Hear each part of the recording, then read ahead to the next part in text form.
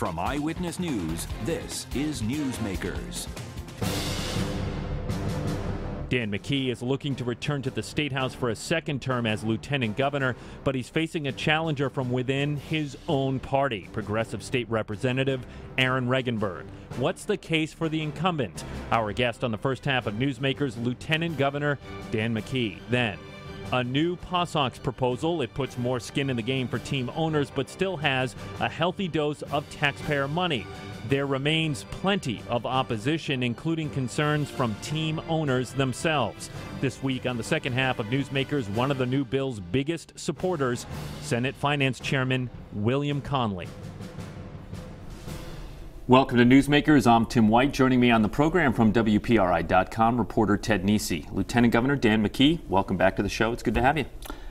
Thanks for the invitation. As always. All right, well, I want to dive right into the campaign. Yes. Okay, we're going to start with that. All right, yes. As I said in the open there, a fellow Democrat running against you in the primary, State Rep Aaron Regenberg. What does it say to you that an incumbent Democrat is facing a challenge from within his own party?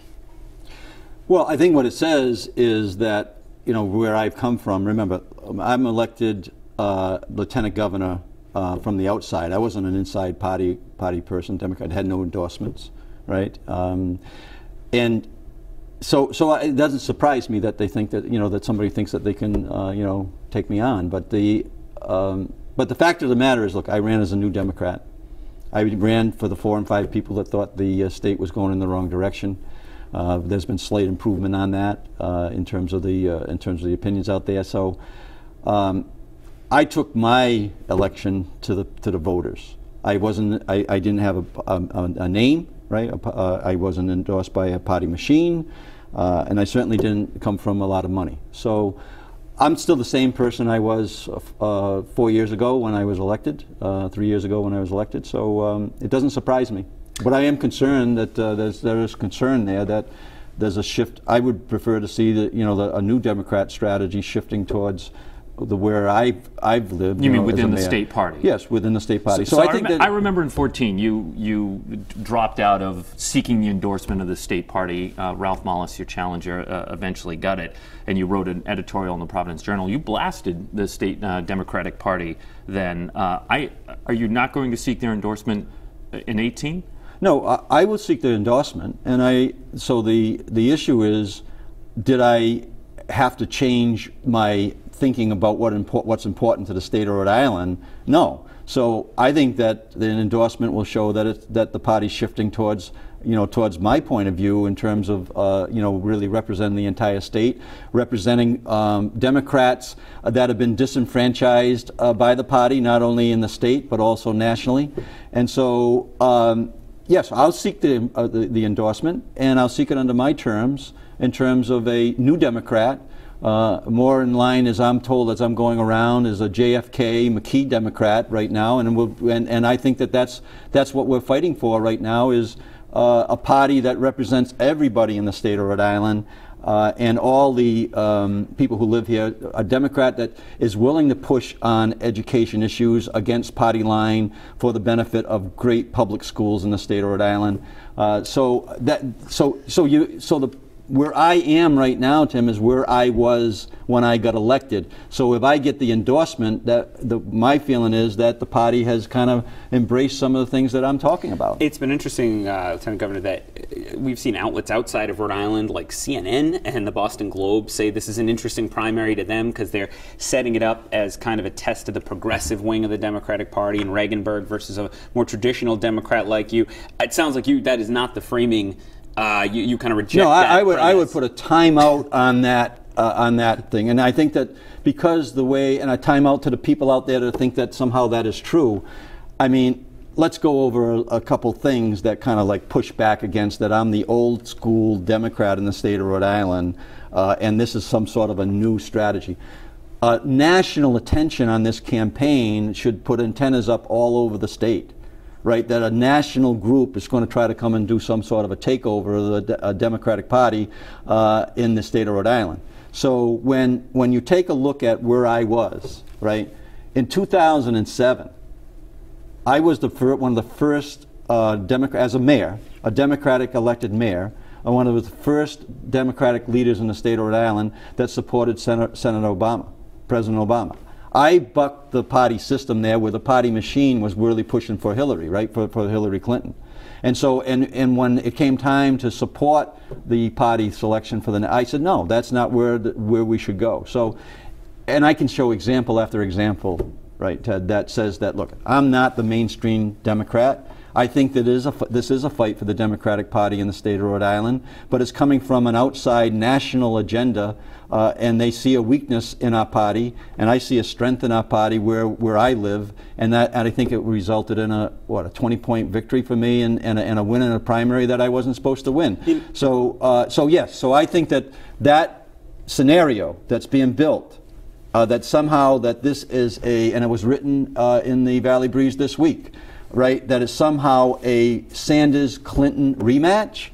No, this is not a Sanders-Clinton rematch, right? This is a Democrat that has stood on certain principles in myself for years and years and years and have not really moved off of that and have moved people more towards where I stand than where a mainstream Democrat was getting pushed in a direction that I didn't think was the right way, in particular on education. You also get people who just say, who cares? They just don't think the lieutenant governor's office matters that much, one way or the other, and maybe shouldn't even exist. You know, after this is pitting off your primary a little bit, but just, what's your case to those folks that they should care at all about the lieutenant governor's office? Well, first of all, I chaired the National Lieutenant Governors Association in the last year. 7 lieutenant governors through a national election or through election are now governors. So first of all, they should care who they elect as a lieutenant governor, because there is a likelihood that a lieutenant governor in Rhode Island could become governor. So that's first and foremost, right? That's first and foremost. So, you have to kind of evaluate who's got track records, who's got the accomplishments, me as a mayor, me as a business person, me as a civic leader in terms of Boys and Girls Club work and that type of thing. So, yeah, so let's face it. The office got kind of undermined through that effort to eliminate the office. Yet every state in the union, basically, every state in the nation has a lieutenant governor. As far as the duties of the lieutenant governor's office, we've taken those very seriously. Advocating for small business. I chair the small business advocacy program. We are looking to improve small business friendliness in the state. The healthcare issues, right, in terms of Alzheimer's, we'll be convening municipal leaders on next week to talk about the opioid issue, and we're bringing in people to actually push back against the pharmaceutical companies that are not telling the truth about the addiction issue on the drugs that they sell. So there is a role that the lieutenant governor plays, but I've also stated, right, that I think that we should reposition constitutionally the lieutenant governor as other states have. I believe that in Iowa, the governor, lieutenant governor run as a team right from the very beginning. They campaign as a team, they manage as a team. Now the lieutenant governor in Iowa is, they actually press conference. Wouldn't that be an interesting Do you concept? Feel like you're managing as a team with Governor Raimondo I think under the framework that we have, yes. But I think that it could be better, and I think Do you meet with her frequently? We discuss things frequently. We certainly are interactive with her staff on a regular basis, dealing with small business issues, constituent issues that we're solving. Are there any problems. policies she has that you don't agree with? Any policy stands that she takes that you don't line up with Governor Raimondo on? Well, give me an example. Well, so there's you meet with her frequently, so. So I think that I think we're aligned in terms of let's make jobs a very important thing in the state of Rhode Island. I happen to think that we should be diving in a lot more and protecting the small business interest if we're willing to, and I think I'm hearing that from her, but I think we could hear that more from the governor's office about the small businesses. And so if we're willing to put assets on the table to attract the big business, the blue chip companies, we should have a piece of that pie that is allocated to help the small businesses. Did you support the plan to lure emphasis here? So I wasn't involved in that, Tim, at all. Be honest with you. But I do think I like the idea of bringing in companies from out of the state and having them located in Rhode Island, and also to change the image that we have. And I believe that helps contribute to a more positive image.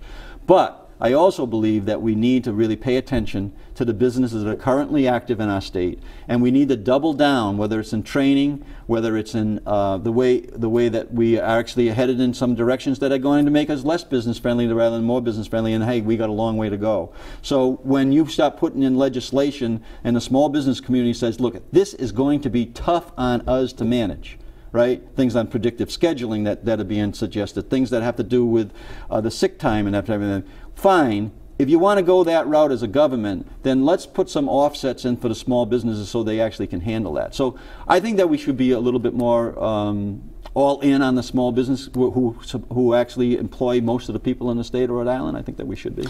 Energy's been a big focus for you. You've been critical of National Grid a lot during your time in office. One of the biggest energy issues in the state is this proposed power plant in Burrillville. There's been a lot of activism around people who oppose it, but the supporters say it'll bring more energy into the state and may potentially help bring down prices. Where are you on that power plant? Do you think it should be built? So I am as the municipality, supporting municipalities. I think that local municipalities should have a more relevant say on what happens in their communities, right? That didn't happen then, right? So you had a press conference in a community without the leadership even knowing the press conference was going to be that this was going to be recommended or potentially built in that community. That's wrong. I certainly feel as though we should strengthen the legislation so on site selection that local communities should have more of a say. So I've been very, very, very strong on that. As far as the facility, there's a moving target right now. You had a lot of information that's even come out this week. So if it's good for the ratepayers, then I think that you should take a serious look at it in the context of what the local community wants. But if it's not, which now we're finding that the Invenji's talking about balking on $164 That's the company behind it. Yeah, $164 million fee that is going to have to be paid by someone, and now they want that to be paid by the ratepayers. Going back to what you said in terms of our intervening with the PUC on these things on all these items that impact our rates, that's what I'm focused on. And so when I went in there and intervened about a pipeline issue where they were going to have the electric ratepayers pay the entire cost of that pipeline, that was last summer, I said no.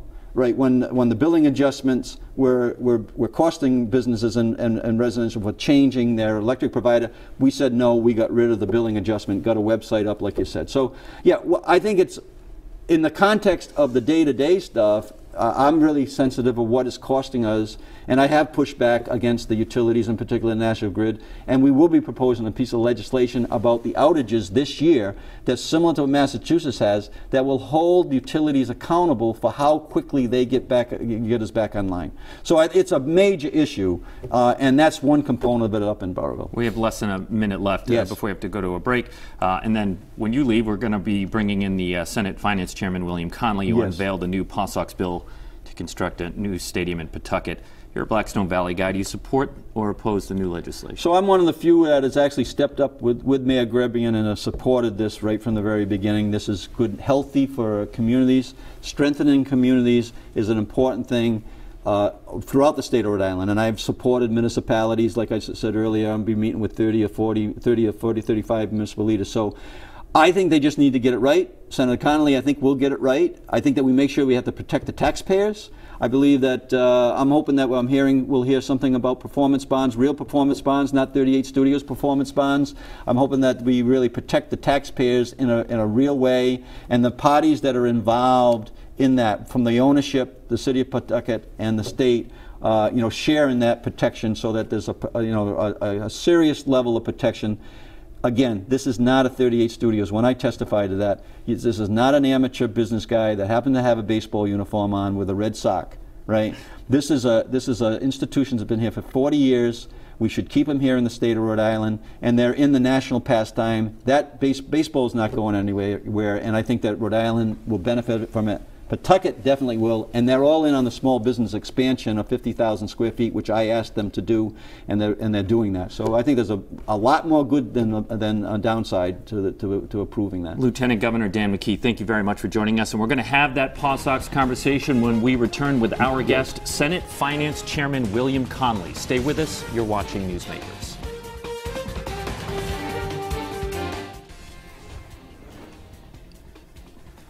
Welcome back to Newsmakers. I'm Tim White. To my left, WPRI.com reporter Ted Nesi. Our guest for the second half is Senate Finance Chairman William Conley. Welcome to the show. Good to have you back. Good morning. Thanks for inviting me. Let's talk paw socks. Sure. New bill unveiled last week. We taped this on a Friday, and I just want to rattle off a couple of the changes so our viewers understand. The revenue from the naming rights for the ballpark, half of them would go to Pawtucket. Before the full amount went to the team, estimate of about $500,000. The team would pay daily operational costs and half of annual capital improvements. Now, in a statement, the team said it would take some time to digest the changes, adding, quote, "Our hope is that all partners and stakeholders understand the delicate balance achieved in the original statement." And that really suggests they weren't part of the conversation with the proposed changes. Is that the case? Well, I think they were a part of the conversation. We had 7 hearings statewide. We had a very public conversation. And the ball club was present during all those hearings, had an opportunity to present at just about all of the hearings. So they were a critical part of the conversation. And I agree with them that all the stakeholders should continue that conversation. But we have to remember the most important stakeholder are the people of the state of Rhode Island. And that public process is what drove those amendments in the bill. Doesn't mean it's perfect. As a sponsor of the bill, no pride of authorship. I'm continuing listening to the discussion, and I listen to that statement, and I see that I read that as the ball club continuing that conversation and be willing to talk to us about what those concerns are once they've had a chance to determine how they should be addressed. Have you had any private indications beyond that public statement that the reporters all got about, if the team's likely to accept this deal, should it be able to pass through the legislature? I haven't had any private conversations with the ball club. I have had some conversations with the city. We're discussing details of really about how to implement it.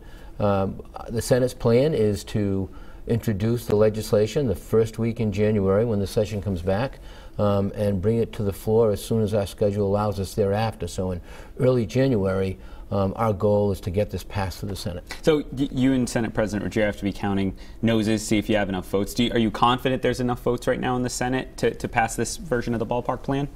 I am confident. I've had an opportunity to have a discussion with a lot of senators since the amended legislation came out. It addressed a lot of the concerns that many of them had. A lot of the questions that they were getting from constituents, a lot of the issues that constituents were bringing to their attention, they feel were addressed in the bill in a very comprehensive way. So we're proud of the work. We think we have it right. It doesn't mean it can't be better if there are suggestions between now and the first week in January. I want to play a soundbite for you if I could, Chairman. Last week we had on House Minority Leader and Republican gubernatorial candidate Patricia Morgan. She opposes the paw socks proposal, and I just want to play for you a brief part of why she doesn't like it. Here we go. Here's Patricia Morgan. I think it's a private business, and at this point it's incumbent upon the owners to take that on. They bought it, they should build their own building because the state doesn't have the money. All right, that was House Minority Leader Patricia Morgan. It's a simple point, right? I mean, you're the Senate Finance Chairman. I'm sure you've heard there's a looming budget deficit out there, and that this basically is what she's saying. What she is saying is, with that budget deficit, this shouldn't be a priority. What do you say to that? Well, it's a priority because of the budget deficit. This is an investment in the future of the state.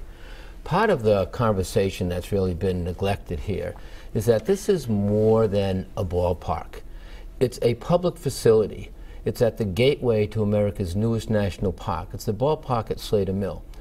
As a public facility, it's not only a ballpark for a AAA franchise that's been a part of our community for 40 years, but it's also an investment in our civic and cultural future. Rhode Island shouldn't be afraid of investing in great public spaces. This is an opportunity to invest in a great public space, to really be proud of our culture, the history that Rhode Island has, the contribution that Rhode Island has made right at the Slater Mill to the development of our republic and the Industrial Revolution. So there's a lot more here than just a deal for the Paw Sox. This is an investment in Rhode Island's future. At some point, we have to decide who we're going to be. we have to say, okay, so we've made mistakes. We can either wallow in those mistakes or we can learn from them and start to build our future. This is that kind of investment. So it's just not a matter of, well, we've got a deficit looming in this particular budget year. It's about who we want to be for our next generation. It's time to change that conversation. This is an opportunity to do that. So let's talk about the budget deficit a little with your Senate Finance Chair hat on. Oh, actually, I'm going to pivot back because I had one other question on POSOC specifically, which is Worcester. What do you know anything about how serious that effort to lure the team to Worcester is? Do you have any indications on, they have not put out any numbers in Worcester, which has left at least some skepticism down here about how far along they are. What's your sense of what's going on in Worcester? I really don't have any idea. And candidly, I don't think that's important to our legislation. We had a public process. We promised the people of the state of Rhode Island that that would be the driving force behind the final legislation and the timing of it. We've completed that public process. We're going to finish the conversation in early January. And so no matter what is going on in Worcester, we're going to stay true to those principles. All right, so let's go to the budget deficit. Roughly $60 million in this current fiscal year, which ends in June. Roughly $200 million in the fiscal year that starts July 1st. How concerned are you, or how would you paint the current budget situation for the state now that you know those numbers? Well, it's challenging, but it's not challenges that we haven't seen before. We were in this situation or close to it in 2015. So it's challenging. I think that it sends a signal that we need to do a couple of things this legislative session. First of all, we have to, I think, start a little earlier in the process in getting at critical budget issues, and we have to decide how we want to process that. One of the fundamental questions might be for us, instead of always nibbling around the edges of the entire budget, should we be more focused on specific budget areas and identify what the priorities are and maybe what isn't as much of a priority? The other thing about it is that, stop looking at it through a one-year silo. Let's start to understand that the budget has an impact going forward. Let's look at it over a period of time, because although I said a moment ago we've been here before, it's not an insurmountable challenge. Each time you do it, it gets a little more difficult. Well, you do have to look at it in a silo now, because as Ted points out, there's a $60 million budget deficit for this fiscal year. You got 6 months left, so the clock is ticking. What's your advice to the governor for her supplemental budget? What do you want to see her do? Well, there's a process. The corrective action plans from the various agencies when they're projecting deficits have to be put in place. We've already started to look at those. We've started to drill down on those. The Senate Finance Committee has already had a few subcommittee hearings looking at specific areas of those budgets where we think those corrective action plans are critical. I think once we have a chance to have those discussions about those corrective action plans, we'll be in a position to discuss those kinds of changes and suggestions. So you can't say, everything's on the table. What's the centerpiece as to what could be for a potential cut to close that gap? Not yet. We're still getting those corrective action plans in. We're still looking at them. We're still listening. But as I said a moment ago, we need to be in a position early in the session. We can't wait till later, and this is one of the key reasons why. And when we get there in January, we will have done our homework, we'll have done our diligence, and we'll be ready. Providence Journal reported this week that the Senate president is looking at online gambling, which there's a legal case going on around it. There's a lot of buzz around that. Can you sort of talk us through what's the Senate leadership thinking right now on, should that be brought to Rhode Island soon? Do you think it would make a big difference in the budget? What's the situation on that? Yeah, I do think that the Senate president thinks that that's something that we should look at seriously and that it will bring in revenue. The case in front of the Supreme Court is really interesting. I haven't read the briefs themselves that have been filed, but I've read a lot of analysis of the briefs. For what it's worth, the lawyer in me says that the states are going to win. Which would allow them to do online gambling. Right. So I really think that's where the court will go on it. I've been wrong before. I can be wrong on this one. But the lawyer in me says that the states are going to prevail here, and so that's going to be an opportunity for Rhode Island. And you'd be open to that. If the states do prevail, you'd be open to online gambling here in Rhode Island? Absolutely. How quickly do you think it could get up and running? Yeah, I don't know. I think that when the decision comes down, we'll be ready to look at legislation right away. So it wouldn't be impossible, although the legislative trail usually takes 2 or 3 years to mature. It wouldn't be impossible to get a piece of legislation through this session if the Supreme Court rules that the states have the ability to do it. All right. I want to thank you, Senate Finance Chairman William Conley, for joining us on the program. He's also state senator for East Providence and Pawtucket, hence the high interest in the Paw Sox. I want to thank our first half guest, Lieutenant Governor Dan McKee. If you missed any of it, it's online, WPRI.com. Don't forget to download our podcast through iTunes. For Ted Nesi, I'm Tim White. We will see you next week on Newsmakers, where our guest is Bishop Thomas Tobin. See you next week on Newsmakers.